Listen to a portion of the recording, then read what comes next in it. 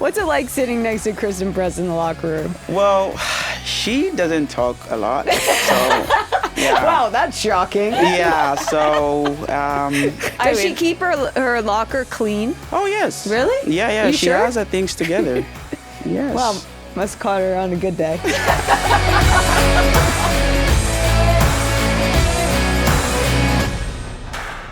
Welcome back to the Recap Show. It is the best time of the week. Don't you agree, Tobin? I agree. Okay, so we have a lot of things going on. We have a great episode for all of you. But before we get started, I need to set a record straight. I have made a false claim, a false accusation on TRS. Oof. I have, and you have also, said that Bob was not an athlete. Oh, yes. And I need to formally apologize to my dog because I misjudged her. She is a tremendous athlete, just like her mama's, just like she was destined to be. And I judged her because she was a klutzy puppy and she fell on the stairs a lot. And she really did this thing with the popcorn where we threw it in her mouth and it would like hit the ground and then 10 minutes later she'd be like... And so we thought she wasn't an athlete and we made this false claim. This is like my repentance. Yeah, I agree with you. Maybe she just didn't want that pressure. She didn't want that label put on her before she really knew what her abilities were at such a young age. But once she found that rear leg awareness, she really took off. She really did. And now we've found that she's such an athlete that it's a futile exercise for Tobin and I to even try to exhaust her because, and this was straight from our dog trainer, the more that we run with her and play with her and exercise her, the fitter she will get and she will never be satiated and she will be able to outdo us. She's inexhaustible. Inexhaustible. Mm-hmm. Why do you think she made that change? Well, definitely her diet. Well, tell us about her diet. Bob eats raw, which is just kind of like freaky when I first heard about it. But it's basically like raw food that I have to wash my hands after I touch it. Okay, it is, but it's also the highest human grade raw food by Maeve, which we're really proud of. Our partners, it's a women-founded company that we love. And it's not just like going to Whole Foods and just feeding her raw ground beef. Well, we actually did a photo shoot with Bob with her Maeve food. And there's this one photo where you're literally pouring the bag into her bowl and she's up on the counter with her with her mouth wide open trying to get everything into her mouth. And I was like, if this isn't like this is the perfect ad. It was so authentic because she was up on the counter trying to eat the food straight from the bag. And she had just come from eating the food that morning. I was like, how much food? But this is what I'll say. Her coat is extremely shiny. Have you noticed? Her silky locks, just like also her mother. She does have a very similar shine. And her energy, her athleticism. You know, the dog eats a good diet. Some amazing things have happened. So we highly recommend it. All right. As pro athletes, Christen and I traveled a ton, but never got to actually experience the cities we were playing in. Whether that's up the California coast, where Christen played in college, or across the pond, where I lived a childhood dream. Now that we're both retired, we've both made it a goal to have a year of travel, not only to enjoy activities like hiking, surfing, and watching big games around the world, but to reflect and recharge. That's why we love booking homes on Airbnb. We get to experience a new city like a local, maybe even a backyard for Bob to practice her football skills, those in-between moments. That's the stuff you never forget. And being on the other side of it now as travelers has really opened our eyes to what makes a stay special. When there's a huge event in town, you can feel that energy everywhere. With the FIFA World Cup coming up this summer, that excitement is about to go global. Fans will be traveling from all over the world, especially to host cities, all looking for a place that feels like home between matches. That's why hosting your space on Airbnb when big events come to your area just makes so much sense. Fans and athletes are looking for that comfort of home, and so are we. Hosting your home can earn you some extra income. Your home might be worth more than you think. Find out how much at airbnb.com/host. Keep Pedaling is sponsored by Peloton. Peloton is built for breakthroughs, and with the new cross-training Bike Plus, you'll find endless ways to move and reach your goals effortlessly. As we hit the point in the new year where we're tempted to ease out of our resolutions, we're looking to pedal on with Peloton. So recently, I have been in my reading era.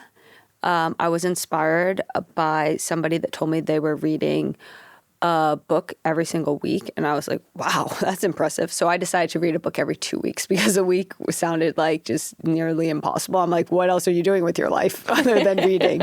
But I've always enjoyed reading and always found it to be an important part of, honestly, when I was an athlete as well. But more and more studies have now come out about the power of reading and how it can be a really useful tool in terms of reducing stress and increasing focus.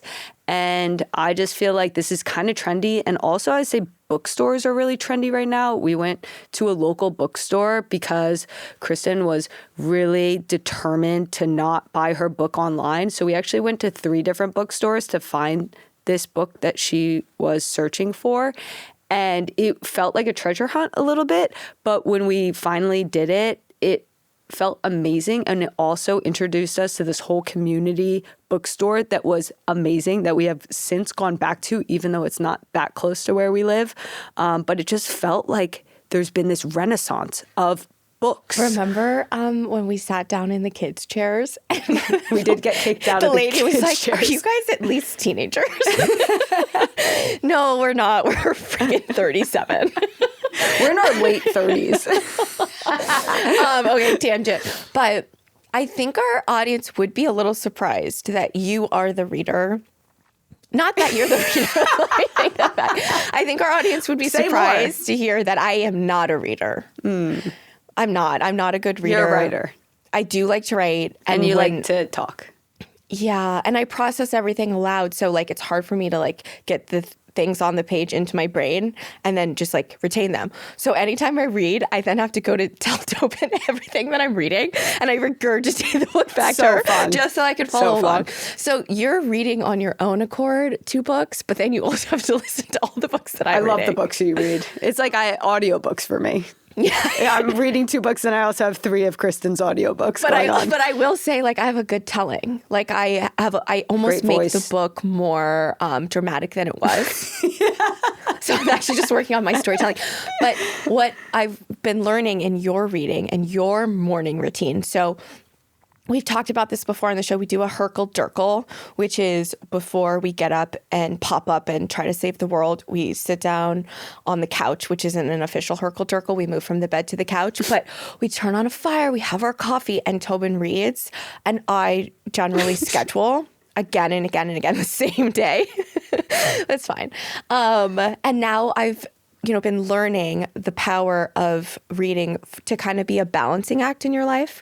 So I am trying to read. I am reading a book called Wintering,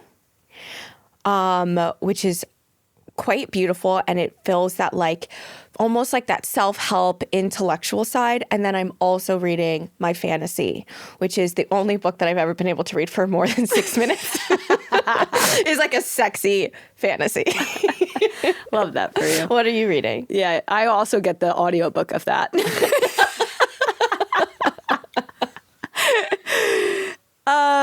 I think my readings are a little bit personal. No, they're not. Yeah, just fess up. But I'll tell everybody what you're reading. I am a moody reader. I always read more than one book at a time because I think books are like music. Depending on your mood, I feel like there's different genres that kind of fill the void. That's beautiful. Thank you.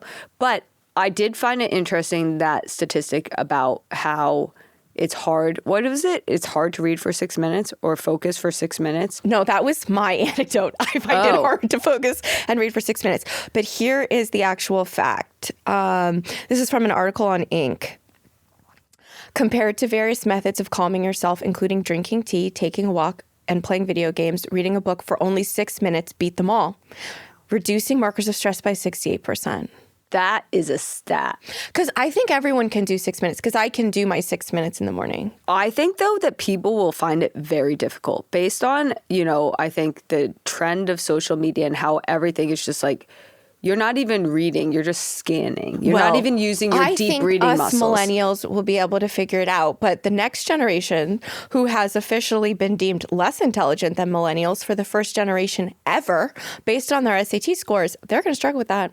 I am really proud to say that we're going to be the smartest generation. If you're young and watching this show, give a book a try. I guess we'll come out with like maybe a little bit of a book club. Well, you have to share what you're reading for a book club. It's personal. That was Keep Pedaling, sponsored by Peloton. Let yourself ride, lift, sculpt, push, and go. Explore the new Peloton Cross-Training Bike Plus at onepeloton.com. Thank you, Peloton. Today's episode is brought to you by Alma. Therapy has played a huge role in helping me understand myself better, but honestly, finding the right therapist used to feel overwhelming. I didn't always know where to start, how to tell if somebody would really be a good fit, or whether my insurance would actually cover the cost. That's why I'm such a fan of Alma. Alma is on a mission to make high-quality, affordable mental health care easier to access. They've built a nationwide network of over 20,000 diverse therapists, and you can browse their directory without creating an account. Alma lets you filter by things like gender, race, therapeutic approach, and insurance, so you can find someone who truly fits your needs.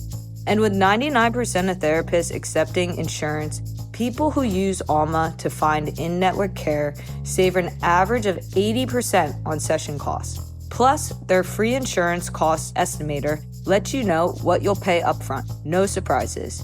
A year from today, who do you want to be? You don't have to figure it out alone.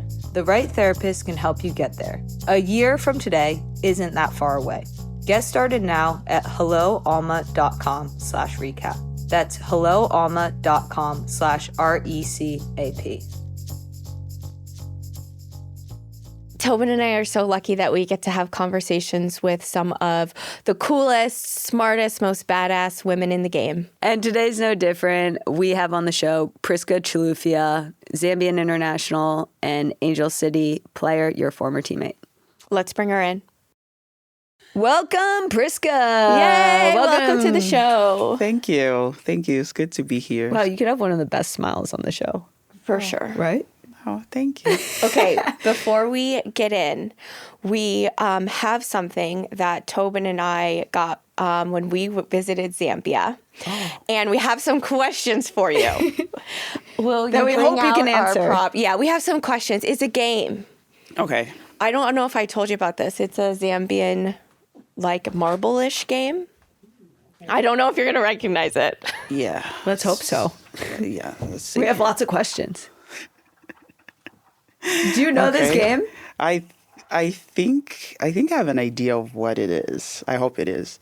Oh yeah. Yeah? What is this called? So in Zambia we call it Nsolo. Insolo. Yeah. That's right. Okay, do you know the rules? I do, but it depends with the game you're playing. Oh, there's multiple games you can play on the board. Yes, you Do you can know them play. all? Because we love this one. I forgot some of the games. Well, you might have to call a friend for us. Yeah. Yeah. But it's funny because when I came back to the States, I got the same game. I have it, but in a smaller one.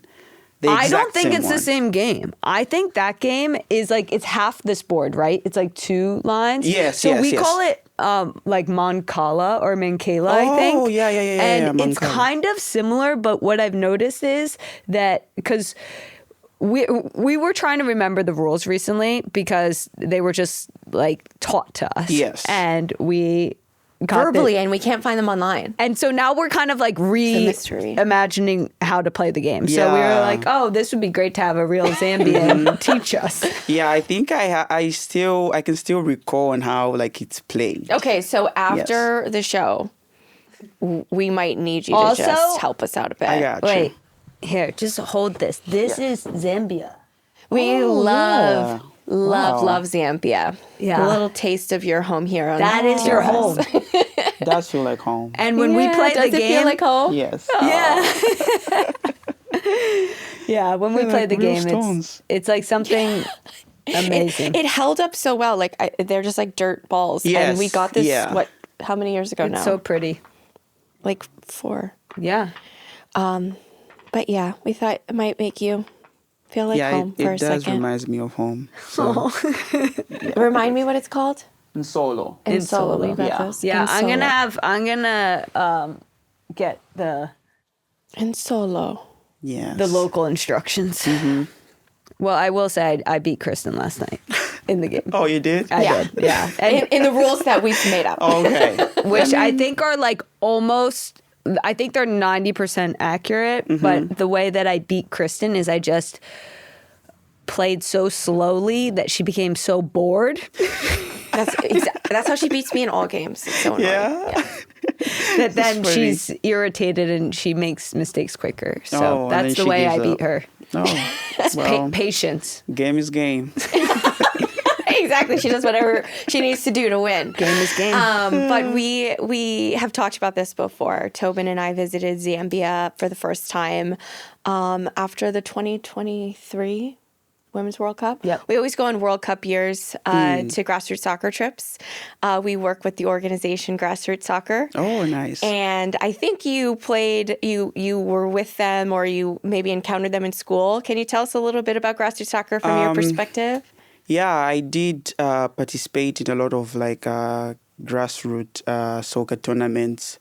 They used to come at schools, you know, to just like introduce, and we could learn a lot of things. Like if I remember, they would like bring like people to like teach about different things, you know, about health, about hygiene and those things.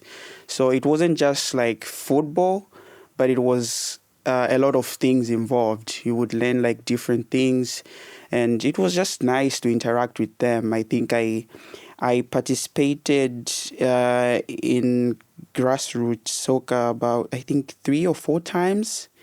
Yeah, whenever it came around, I was invited, so I used to attend a lot of it. Yeah. So, I mean, from my perspective, it's so special because, you know, Grassroots Soccer is an organization started by an American soccer player who had some teammates die in the AIDS crisis and from Africa. And so Tommy, the founder, like had his heart set on using the power of football to both spread the game, but also, like you said, the educational piece.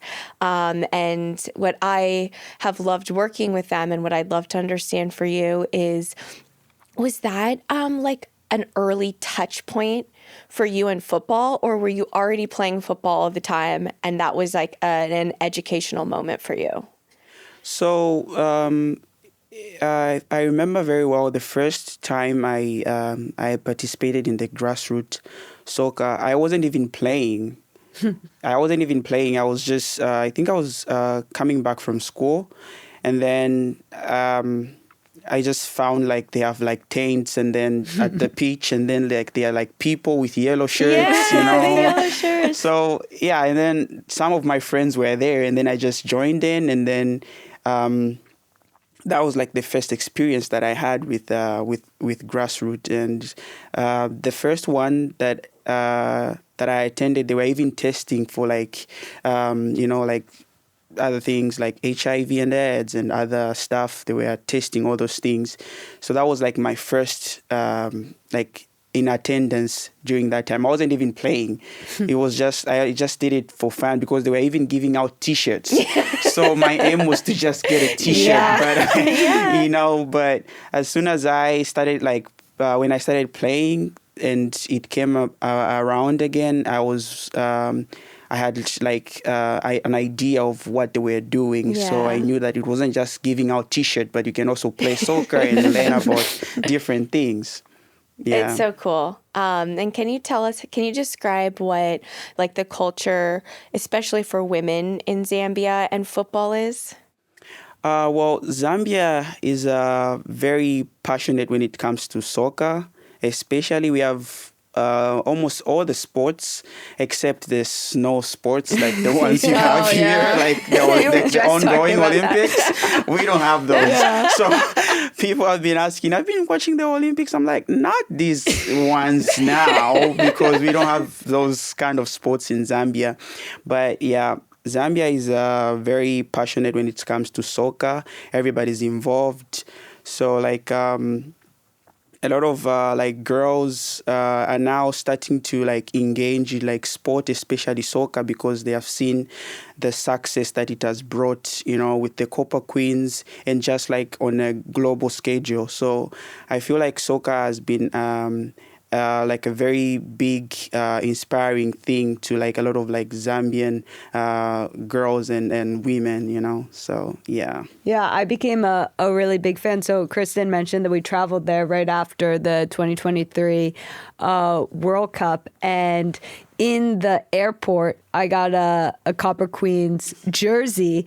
And when we traveled throughout Zambia, everybody was so excited about how the women performed at the World Cup, because it was the first ever World Cup victory for Zambia, that everyone was like, oh, the Copper Queens. And it was so cool because I was just wearing a Zambian jersey and everyone in the country knew. So I think the power of that moment and the inspiration that you all are having is doing something really special in Zambia.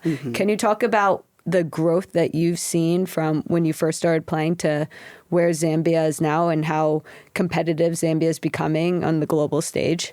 Yeah, I have seen like growth throughout the time that I started till now. I've seen a lot of growth. You know, I've participated in like the tournaments like for the first time that were like huge for the Zambian federation and the people of Zambia, and we have seen how much the game has grown, you know, in terms of global, like competing like internationally. We have seen a lot of like growth, even just like how things are like run in the football sector. We have seen a lot of growth and a lot of like girls coming through, you know, like wanting to be part of the Copper Queens, wanting to play. So that's something that means that we are moving to the right direction, because we are seeing people getting like involved. You know, we are seeing girls are getting inspired from what the Copper Queens have done, you know, global and just like in local, like in Zambia. Yeah. It's so cool. So for our audience who might not be super familiar with the Zambian women's national team, the Copper Queens, can you give us a little taste of what it's like playing on that team, what sort of the spirit and culture of the team is, to just give our audience a little something to think about as AFCON comes up and people start watching the tournament? Well, it's a very well put team. It's a very fun team. Like, we have all sorts of characters that really makes us unique. We always understand each other. We always, like stand up for each other. And we have like a great chemistry among ourselves, which is very good and very important for a team that is growing. So I feel like when you see Zambia from the outside, like in the pitch, you would see the connection that we have. We may have some errors here and there, but hey, it happens like everywhere. So we do have like those moments that we feel like, oh, this moment is for us all and not for one person, not like individual. So we have those things that keeps us going, and it's something that we cherish a lot. And we always, when we are together, we always have the pride of like representing and just be who we are, you know, and it's nice. That's so special. And the kind of my follow on is, how does it feel? You played for Orlando, now you're at Angel City. What's the difference when you put on your Copper Queens jersey and when you put on your Angel City jersey? Like, it seems to me that they would be very different cultures, styles, and experiences, but would love to hear from your perspective, like what both feel and mean to you. Well, it's a great like privilege to come here and play in the NWSL, because I believe it's one of the biggest league out there, and just being here and representing where I come from, it's a great honor. It's a great honor, and I always feel like this is something that I can't take for granted because I know people are like dreaming to play in this league.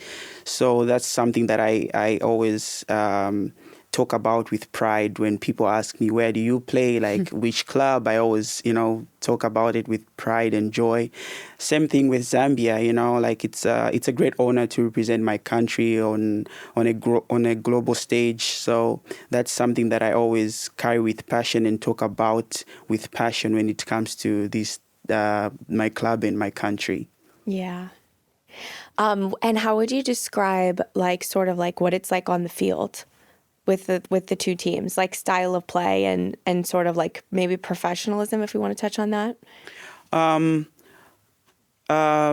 On my point of view, like it's different playing with the Copper Queens and playing with the teams here because we have different plans, different style of play. So the way, for example, the way the Copper Queens like play and their style is totally different from how they play here because the players that I have here are different from the players that I have in the Copper Queens. So I think it's just about like enjoying like both sides, and I always try to have that. But it's something that I don't know how I can describe it, but it's just like it is. It's always like you have to switch on depending where you are and the people that you have. So when I'm here, I know I play in this way. When I go to the Copper Queens, I know, okay, this is the team that we have. These are the midfielders that we have. This is what I can get from them.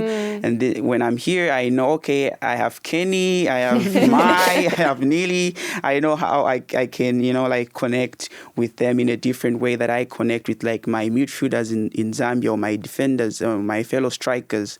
So it's just about, be like doing what you do, but in a different way depending with where you are, the team that you are playing for. Yeah. And I mean, what I'm hearing from you is like a lot of pride and also a lot of joy. And I think that was one of the first things I noticed from you. As Tobin said, your beautiful smile, but you have a joy that you carry with you and like an honoring of what you're doing that I think is quite beautiful. And I know that like football fans like really appreciate that. We had the opportunity to share a locker room, not for a long time, but we sat right next to each other. Yes. Oh, my heart. What's it like sitting next to Kristen Press in the locker room? Well, she doesn't talk a lot, so yeah. Wow, that's shocking. Yeah, so it was great, and the funny thing was. How I came to sit next to you was really funny. So they sent me like a number of like jerseys and how you sit according to your number. So me and my partner, we were like, was like, I'm kind of thinking, where am I gonna sit? Who do I want to sit next with? And then she was like, well, Press is 23 and 24, so maybe you can. So I was like, oh yes, that's where I want to sit. I want to sit next to her. And then that's how I decided. Well, was I welcoming? Yes, okay. Very much. Thank you. Very much. Quiet. You are quiet, but you're friendly. Good. Does she keep her locker clean? Oh, yes. Really? Yeah. She has her things together. Yes. Well, must caught her on a good day. Every day on a good day. Every day is a good day, right? Yeah. And of course, we played together, we shared position, but we also shared that locker room during a very tricky time. It was the end of a hard season for Angel City, and I know it feels like you are very much in a rebuild. But at the end of last season, I personally feel like the season was sort of like marked in a really sad way by the Elizabeth Eddy op-ed. And Elizabeth Eddy wrote that transphobic op-ed calling for more testing, gender testing, and gender rules in the NWSL. And it was the very end of our season, and you were a new player on our team. And as someone who has faced gender discrimination in the past, I would love to spend a little bit of time today talking about what that experience felt like for you, and share what it felt like for me. And so just starting with, do you remember where you were when you heard about the op-ed? Yeah, so I was coming back from Zambia. I think I was in France connecting to LA. So I just landed in Paris at the airport, and then I'm trying to connect my phone to the internet, and then messages are flooding. Like, what's going on? Because that had happened to me before, but it was a different thing. So I thought, maybe something is up. Maybe I'm trending or something, because I remember last time it happened like that. I'm landing. I was at the airport, and then my phone was buzzing. It was crazy. And then I looked up. I was trending. So, wow. So in Paris, I was like, what did I do this time? I opened my phone, and then I just find like a lot of messages from the players, from the staff as well, but I didn't know the story. That was before I even saw it. So they were just, messages were just like, "Oh, we are sorry about what's going on. Don't pay mind. Like, just don't pay attention to what's going on." But I was confused. Like, what is going on? Like, I tried to go on Instagram, nothing is coming up. So until I think Mark sent me like a voice note, and then he was just like trying to explain what was going on and stuff. And yeah, but still, I felt bad in that moment. But I had a lot of messages, like a lot of like people were calling to just like stand by me, stand for me. So them, like, it didn't really match like the love that I was getting with how bad I was feeling at that moment, because like everybody was like feeling how I was feeling, and they were just like encouraging and showing love towards me. So even when I saw what she had posted, I didn't even think much about it, because that's so I was great. like, this is nothing compared to the love that I'm getting right now. And I just cared much about the love than whatever she wrote. So Wow. Yeah, that's really powerful. Like, tells the story of community and support. But ultimately, you did read the article. yes, I did.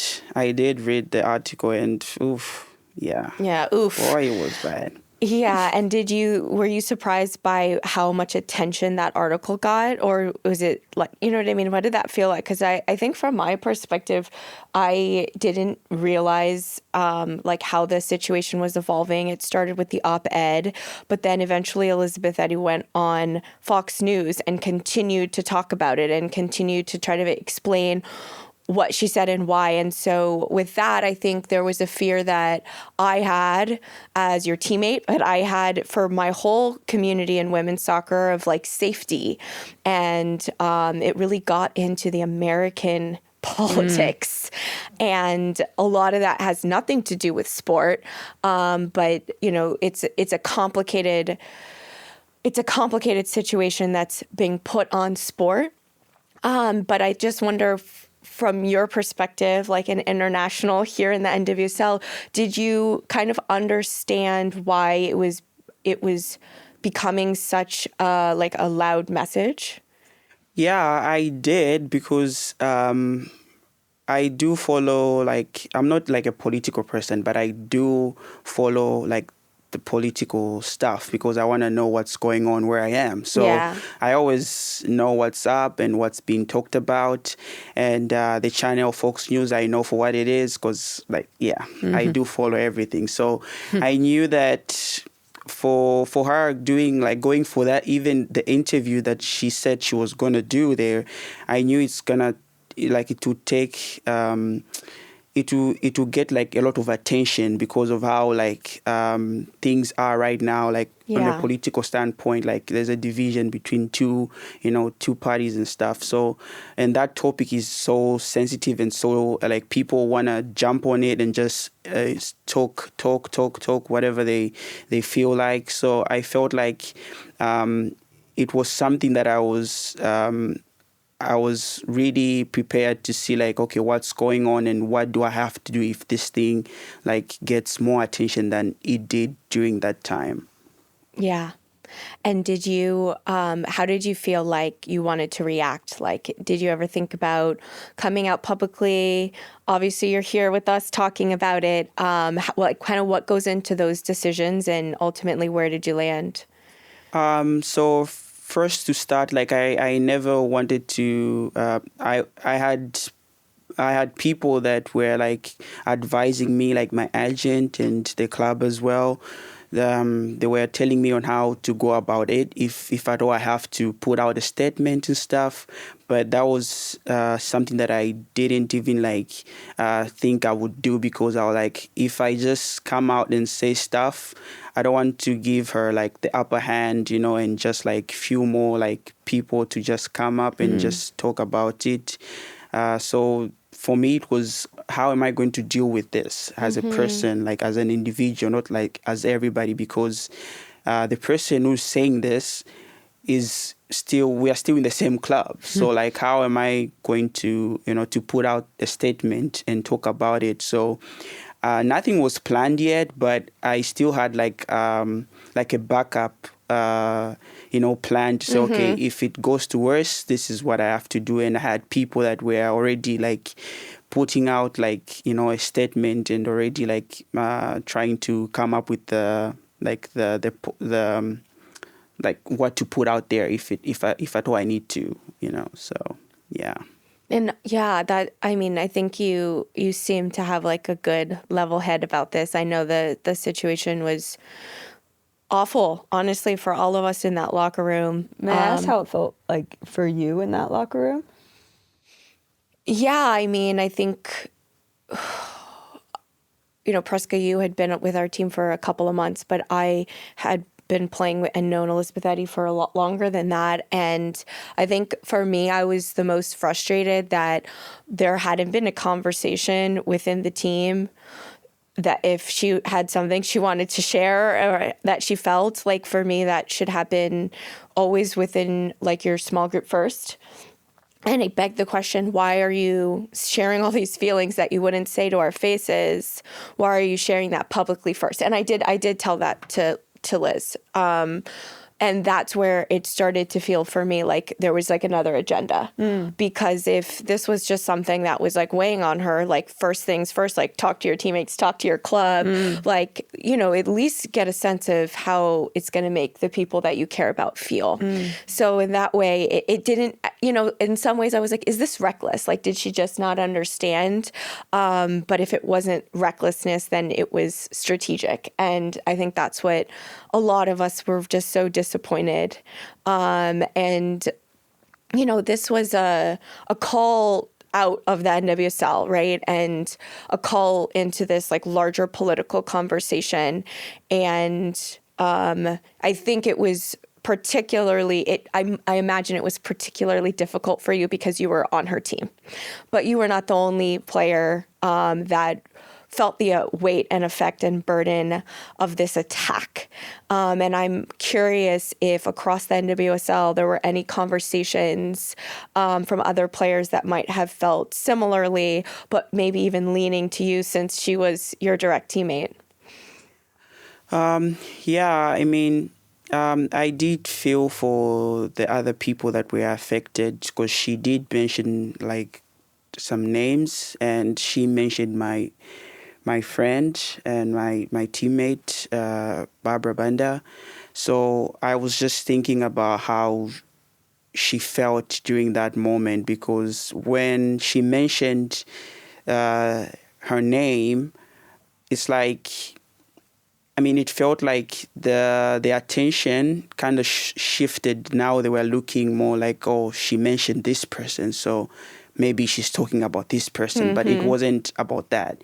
It was about this group of people that like she triggered. So everybody was involved. Yeah. So I just felt like I felt really sad, but I had spoken to Barbara and my other friends. We laughed about it. We just like we don't like pay attention to her, because she needs the attention, and then the people, they want to see how we're gonna react, what we're gonna say. So yeah, so we had people, my people and Barbara's people, they were like coming together and just like seeing on how they can put everything together and see how they can help us in terms of, stand up and put out a statement. But I did get like a lot of messages from like players from other clubs, so I'm sure it's the same with like the other players like Barbara and whoever was also, mentioned. I'm sure like they reached out to everybody that they felt like was triggered, so it just shows how much this league cares, not only your teammates, but even other, players from other teams. It shows how much they cherish all the players and how much they understand all the players and like different individuals. So it's a really good thing, because it shows that people care and people always stand up for the right thing. I love that. I mean, I think that like the women's soccer community is so special in that way, and especially playing for a team that represents, so much inclusivity and diversity in Angel City. Was there any like story from like the Angel City community that really like moved you? If I'm being honest, I didn't really see much, but I know like the club did put out a statement, and I mean, for what they did, I'm very thankful that they did that, because it shows that they did pay attention to that matter. So yeah, that's the only thing that I saw. I didn't see much, because I was trying not to like really look into it a lot. I was just like, whatever I see it, but I didn't go around and search like, oh, who posted what, like who is saying what, who is on my side and who isn't. I didn't even like pay much attention to that. So yeah. It's interesting because I reflect on that time period as like such a time of division and fear. And in talking to you, I'm hearing unity and power. Yes. And maybe that's from players, like I'm trying to interpret what you're saying, and it's not necessarily like the league statement or the club statement, but it's the people. Yes. It's the humans. And they say this is that transgender inclusion in sport is an 80-20 issue. But what I'm hearing right now is a group of women's professional soccer players who actually play the game that have a sentiment of inclusion and love. And that came together in a time where part of our community was attacked. Is that reflective of how it felt for you? Yes, it did, because looking at some of the players, like it was surprising. Like it's players that I never even spoken to, but they were just like, messaging me and just telling me that they sympathize with me, and like they understand how I feel, and like if ever I need to talk to somebody, like they are there. And these are just players that I've only seen on the pitch, but I've never even spoken to them. And it was just very heart touching, because it felt like everybody's paying attention to what's going on, and it felt like they are still they understand what's at stake, and they understand what the targeted people are going through, and they just want to show love. So it is something beautiful. Yeah. And thank you for sharing that with us. I also think that the sentiment is like the community, the players, the fans, the people that actually care about this space, care about the sport, or actually performing, the sport, are the people that matter in these decisions and in the inclusivity and what we want our sport to look like. Whereas the things that are being triggered by it and the people that are reacting so loud to these issues, all the politicized pieces to this, are actually people that don't even care about what we're doing anyway. Yeah. They're just using our space, our beautiful space, to try to promote exclusivity and hate and division, which doesn't belong anywhere close to our sport or our community. And I think it's moments like this where, when our community does feel attacked, that we do get to stand up for love and inclusivity, and we get to be almost louder about the things we care about and what this space means to us all, and how we're trying to build it differently than maybe other sports spaces that have existed before us. But this is our sports space, and these are our sports people, and these are the things we care about. And for the people that have invested, their talents, their times, their energy, their passion, we're going to protect it. Yeah. And again, I know this is a hard thing to talk about, and thank you for sharing this space with us. It's your feeling of inclusion and support and love, I think, is going to mean a lot for our audience. They really care about this space and protecting it, as Tobin said, and I know this conversation will be meaningful. I want to hear from you a little bit about your future, your dreams. Just staying on the topic of inclusion, what do you think about the future of women's sports and how we can make the space, I don't know, the way we want it? Do you have any thoughts about how we continue to take this conversation forward and make sure that all of us players feel safe and protected? Yeah, I think the most important thing is just inclusion. Inclusion is very important, and understanding too is very important, because it doesn't mean that because people believe in different things, and sometimes I feel like it's important to learn and understand other people as well. And inclusion is for everybody. Inclusion is not just for a certain group of people, but it's for everybody. So as long as we go with that aspect of including people, then we are building something big. We are building something big because everybody's involved. So I think the only thing I can say right now is just inclusion, because inclusion surpasses everything. If you include, then you bring more people in board. You bring more people, to feel free and feel loved. Feel like they are recognized. So I feel like inclusion is just a way to grow anything that you are working to grow. Thank you. Amen. I think that's going to mean a lot to a lot of people in this country right now who are not feeling included. And we're about to host the World Cup and invite the whole world, to come and celebrate with us. And inclusion is going to be very important for us to do that successfully. And what about you, Prisca? You have a season at Angel City ahead. You have AFCON. You have your career and your life. What are you dreaming about right now? Right now, I'm dreaming about a lot of things. I always dream about my career. Started way back. So right now I can say I'm living the dream that I dreamt, because I dreamt of being here, being this player that I am right now. Cool. So, you can only keep dreaming, and only keep, praying that your dreams come true, because where we are now is not where we were years back ago. We used to dream about being here, playing in a league that is big, playing for your country, living in different countries, meeting people and stuff.